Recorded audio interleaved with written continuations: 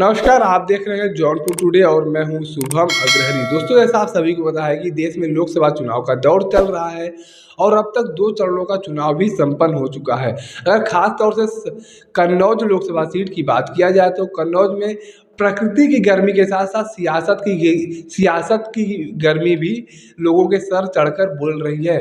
अगर भारतीय जनता पार्टी की बात किया जाए तो भारतीय जनता पार्टी से यहाँ पर प्रत्याशी के रूप में वर्तमान सांसद सुब्रत पाठक को ही टिकट दिया गया है और समाजवादी पार्टी की तरफ से सपा सुप्रीमो अखिलेश यादव स्वयं चुनावी मैदान में है। तो वहीं अगर बहुजन समाज पार्टी की बात किया जाए तो बहुजन समाज पार्टी की तरफ से इमरान बिन चुनावी मैदान में है। अब खास बात यह है कि यहाँ पर 2 बड़े पार्टियों के नेता यहाँ पर चुनाव लड़ रहे हैं। वो है भारतीय जनता पार्टी, जो यहाँ पर पहले से जीते हुए प्रत्याशी हैं, और सपा सुप्रीमो अखिलेश यादव, जो सपा के राष्ट्रीय अध्यक्ष है। अब 2 पार्टियों की साख बढ़ यहाँ पर दांव पर लगी हुई है और दोनों ही पार्टियों के लिए कहीं ना कहीं यह प्रेशर की बात है।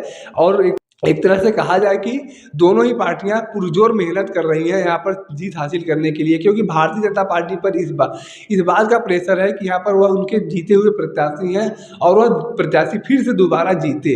और समाजवादी पार्टी के लिए इस बात का प्रेशर है कि यहाँ पर उनके राष्ट्रीय अध्यक्ष स्वयं चुनाव लड़ रहे हैं, तो उनकी हार नहीं होनी चाहिए। और इसी बात को लेकर दोनों ही पार्टियां पुरजोर मेहनत कर रही हैं। और आपको बता दें कि सपा सुप्रीमो अखिलेश यादव द्वारा कल यानी कि 3 मई को रोड शो किया जाना है कन्नौज में और एक विशाल जनसभा को भी संबोधित करेंगे। तो वहीं उसके दूसरे दिन सीएम योगी आदित्यनाथ द्वारा भी जनसभा को संबोधित किया जाएगा। तो उसके बाद 9 मई को बताया जा रहा है कि बसपा सुप्रीमो मायावती भी कन्नौज में पहुंचकर अपने प्रत्याशी इमरान बिन के समर्थन में एक विशाल जनसभा को संबोधित करेंगी। यानी कि सभी पार्टियां पुरजोर तरीके से कन्नौज की सीट पर आग गड़ाए बैठी हुई हैं। अगर भारतीय जनता पार्टी की आगे बात करें तो यहाँ पर सिर्फ सीएम योगी आदित्यनाथ ही नहीं बल्कि प्रधानमंत्री नरेंद्र मोदी का भी कार्यक्रम लगाने की बात चल रही है। और बताया जा रहा है कि यहाँ पर प्रधानमंत्री नरेंद्र मोदी का भी कार्यक्रम किया जाएगा, प्रधानमंत्री भी आएंगे, लेकिन अभी तक इसका कोई आधिकारिक पुष्टि नहीं हुआ है।